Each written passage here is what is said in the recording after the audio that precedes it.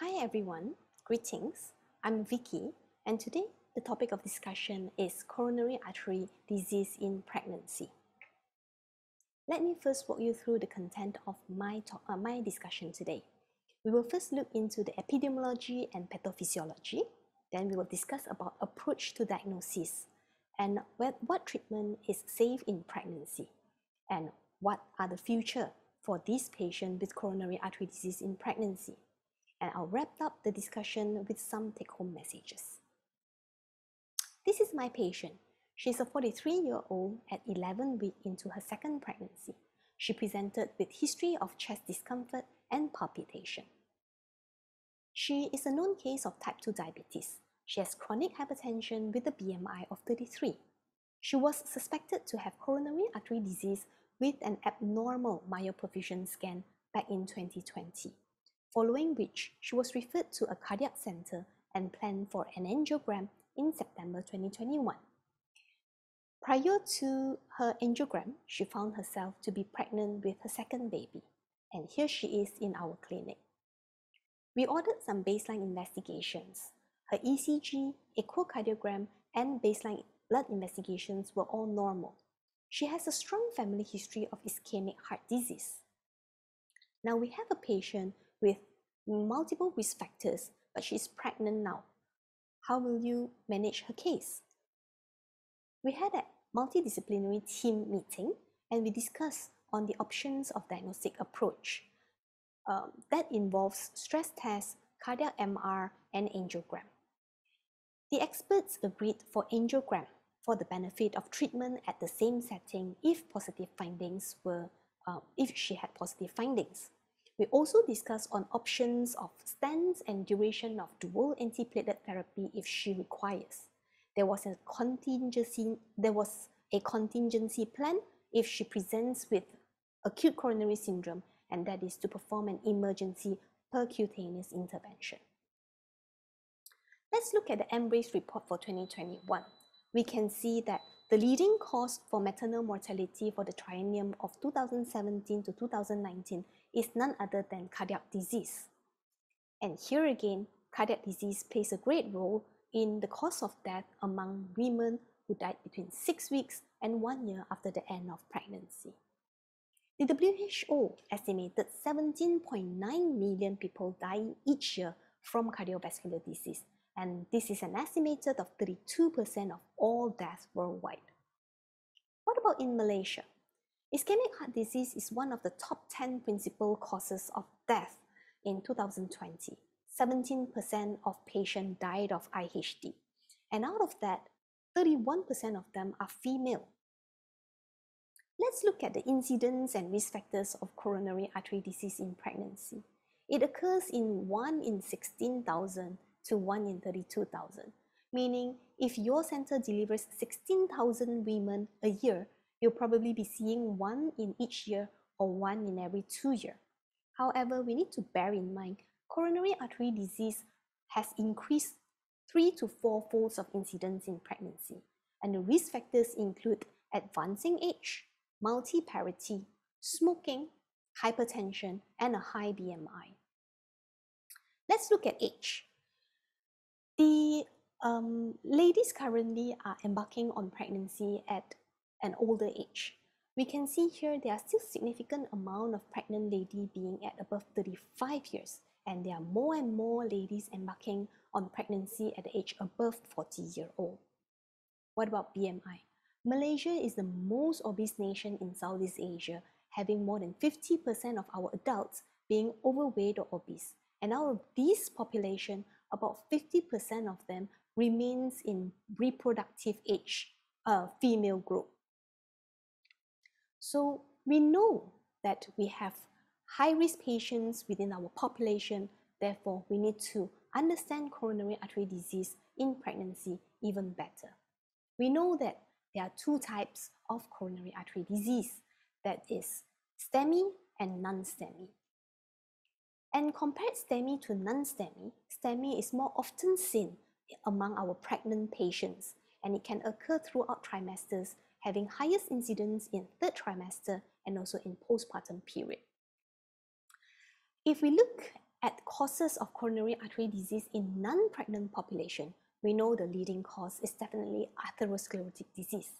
However, in the pregnant cohort, that is not true. The leading cause for coronary artery disease in pregnancy is coronary dissection, followed by atherosclerotic disease, a normal coronary anatomy, and thrombosis of coronary artery. Spontaneous coronary artery dissection. It is the most common cause of coronary artery disease in pregnancy.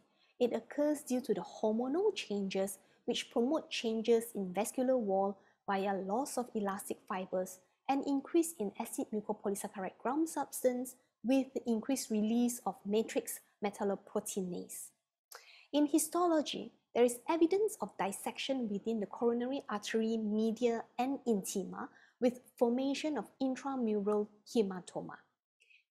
Spontaneous coronary artery dissection occurs most often in patients with fibromuscular dysplasia, and it often happens in third trimester and postpartum period.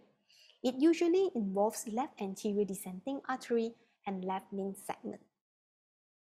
The complications of coronary artery disease in pregnancy is similar to those in non-pregnant patients, and they are heart failure, cardiogenic shock, ventricular arrhythmia with a high maternal and fetal mortality. So what are the controversies and challenges we face in the diagnosis and treatment for coronary artery disease in pregnancy? If we diagnose patients based on symptoms, many of these symptoms which is suggestive of coronary artery disease in non-pregnant patients is actually quite common in normal pregnancy.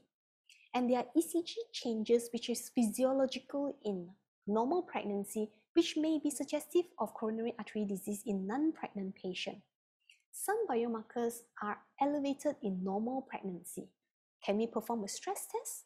And do we choose between invasive or non-invasive imaging modalities? What about treatment? Are all the medications being prescribed for coronary artery disease safe in pregnancy? Can we perform thrombolysis in pregnancy? And if PCI is indicated, what type of stent do we use? Have we ever wondered?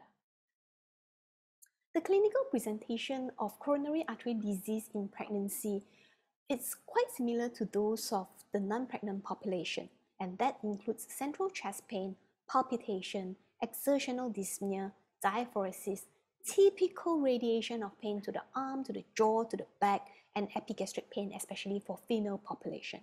But some of these symptoms are quite common in normal pregnancy as well, such as mild shortness of breath, palpitation, reduced effort tolerance, especially when there is advancing gestational age, reflux, fatigue, and lethargy. These are the red flag symptoms that we need to look into and perform further investigations. These are adopted from the acute toolkit from the Royal College of Physicians. If you have a patient with pain requiring opioid, you need to be careful. If you have a patient with pain radiating to the arm, shoulder, back, and jaw, sudden onset of pain, tearing and exerting chest pain, pain associated with hemoptysis, breathlessness, syncope, or abnormal neurology, abnormal observations such as tachycardia, unable to maintain saturation, or hypotension. All this needs to be investigated thoroughly. Like we mentioned earlier, certain ECG changes are physiological in pregnancy, and these include left axis deviation, T inversion in lead 3 and V1 and V2, small Q waves in lead 3 and AVF. ST depression may also occur after induction of anesthesia in caesarean section. Biomarkers such as cardiac troponin is highly sensitive in the pregnancy and out of pregnancy. However, during pregnancy, cardiac troponin may be increased in patients with preeclampsia and gestational hypertension. CKMB and myoglobin, on the other hand, may increase intrapartum and postpartum secondary to intensive uterine contractions. Therefore, we do not use CKMB and myoglobin for the diagnosis of coronary artery disease in pregnancy. Stress tests can be done in pregnancy. Submaximal ECG stress test with continuous fetal monitoring can be done.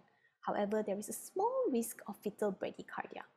Physical induced stress transthoracic echocardiogram and pharmacologically induced stress echocardiogram with dobutamine are both safe in pregnancy.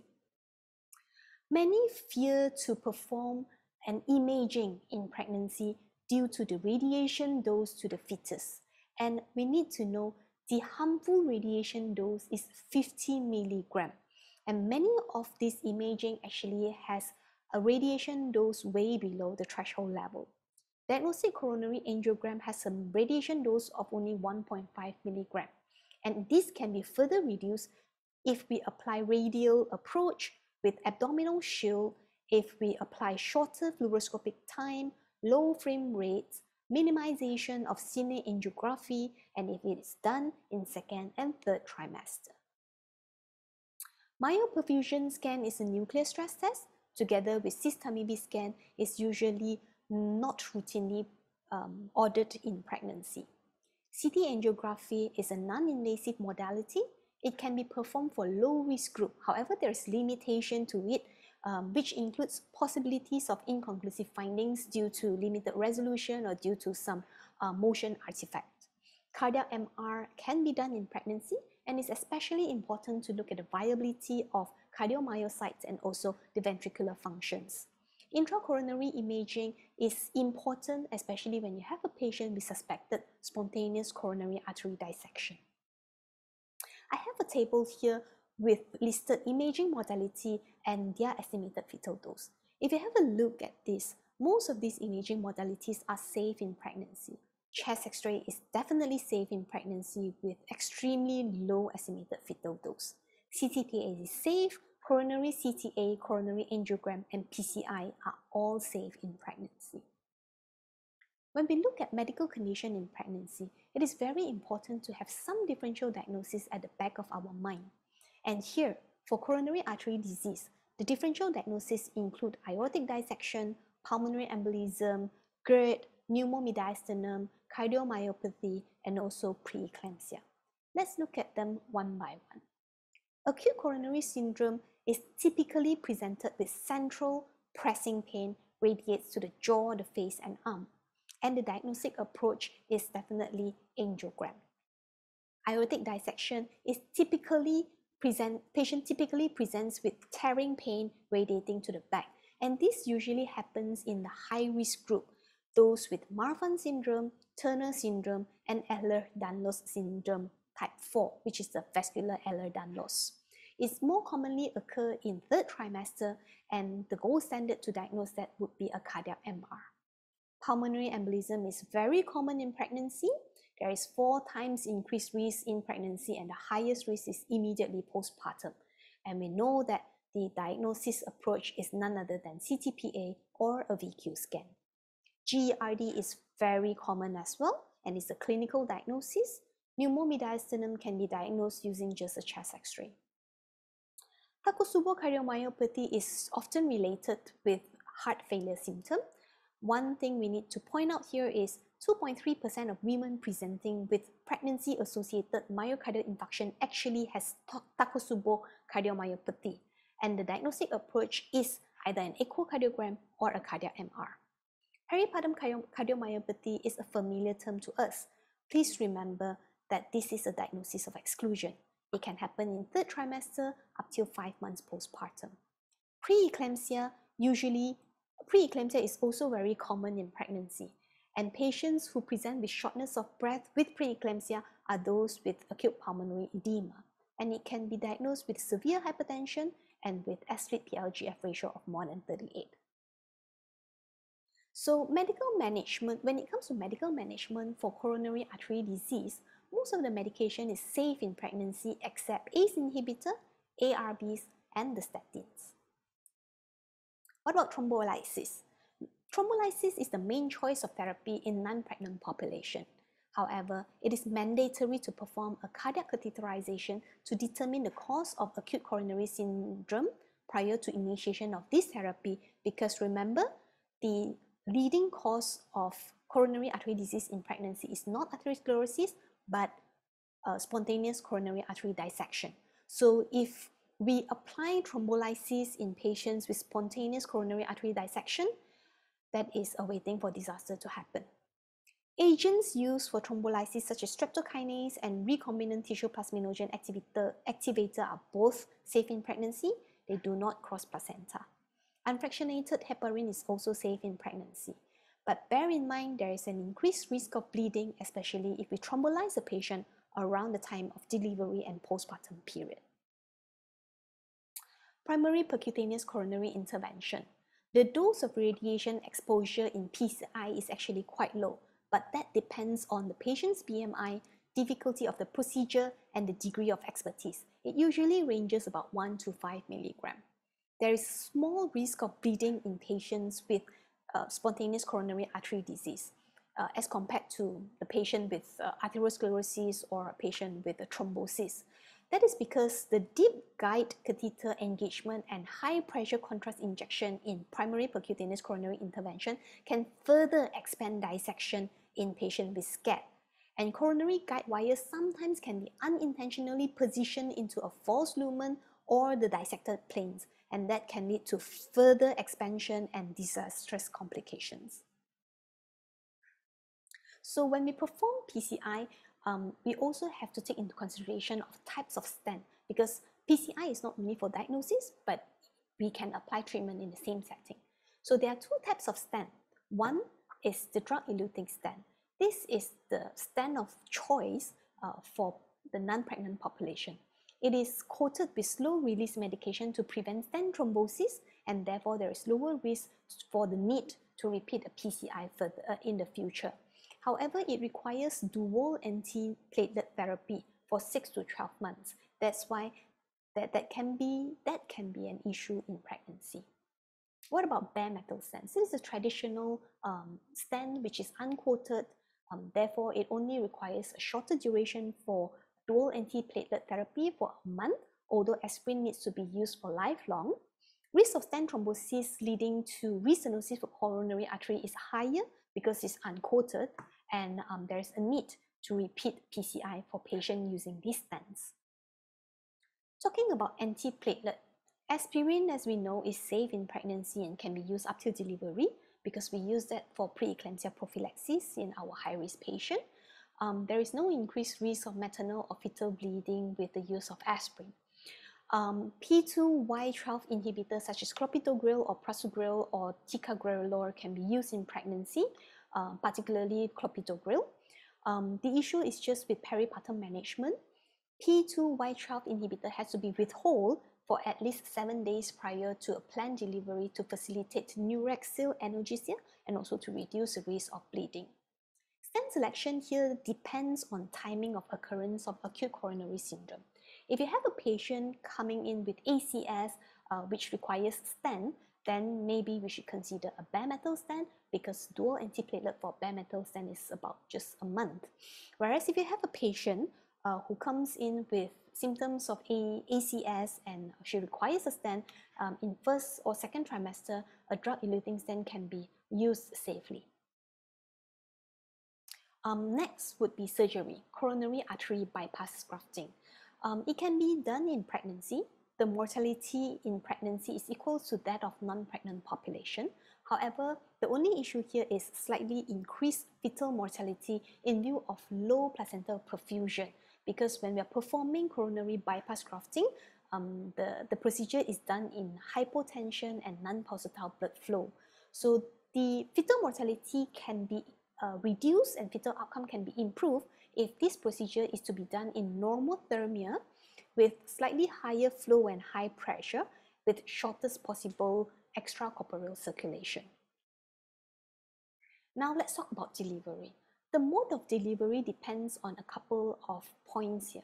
Number one, the interval from the most recent acute myocardial infarction and the timing of delivery. Number two, the cardiac function after the most recent myocardial infarction.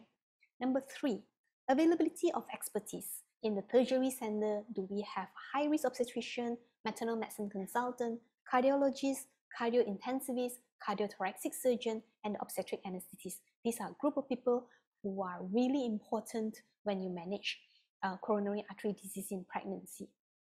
Has the patient been thrombolyzed recently, and is the patient on antiplatelet agent? This is also an important question to consider before opting for mode of delivery. Delivery should ideally be delayed for a few weeks after an acute myocardial infarction to reduce the maternal morbidity and mortality. Vaginal versus caesarean delivery. We choose vaginal delivery if the patient has got good preserved cardiac function, if there is prolonged interval since the last ischemic attack. Caesarean sections is usually for patients with recent acute event and decompensated cardiac failure with reduced ventricular function. Labor-induced cardiac stress can further be reduced with application of intrapartum epidural. So, what is the future like for this group of patients who had coronary artery disease in pregnancy? Their risk of recurrence is actually higher in index pregnancy and also in future pregnancies. Therefore, we strongly recommend them to be seen in pre-pregnancy clinic for planning and optimization of their comorbidities such as hypertension, BMI, diabetes, and also have a cardiac assessment before embarking on the next pregnancy. There is a group of patients who are at risk of developing cardiovascular disease in their future, be it in pregnancy or out of pregnancy. And these are the patients who had preeclampsia in pregnancy, gestational hypertension, and gestational diabetes. So their problem does not end with pregnancy. If they have preeclampsia, gestational hypertension, and gestational diabetes in pregnancy, they are at increased risk of developing cardiovascular disease in the future. So the story of my patient continues. She had an angiogram done at 16 weeks, which fortunately showed normal coronary arteries. We optimized her underlying comorbidities and we monitored her closely throughout her pregnancy. She's currently at 36 weeks with normal fetal growth, and her delivery plans include: she opted for vaginal delivery. We are going to induce labor at 37 weeks in view of pre-existing diabetes mellitus, and she opted for intrapartum epidural as well. Key points to consider here. Number one, the women in our society now embark on pregnancy at an older age with more risk factors such as higher BMI, hypertension, and diabetes. Therefore, we will definitely encounter higher incidence of coronary artery disease in pregnancy. Thorough investigations need to be carried out to confirm diagnosis, and pregnancy should never be the reason to deny a pregnant woman of invasive procedures for diagnosis and treatment. Be careful when you have a patient with spontaneous coronary artery dissection, as consideration for options of treatment has to be done stringently. Coronary angiogram and PCI are safe options in pregnancy, and all these women need post-pregnancy counseling and pre-pregnancy clinic visit before their next pregnancy to improve their future pregnancy outcome. These are my references, and thank you for joining me today.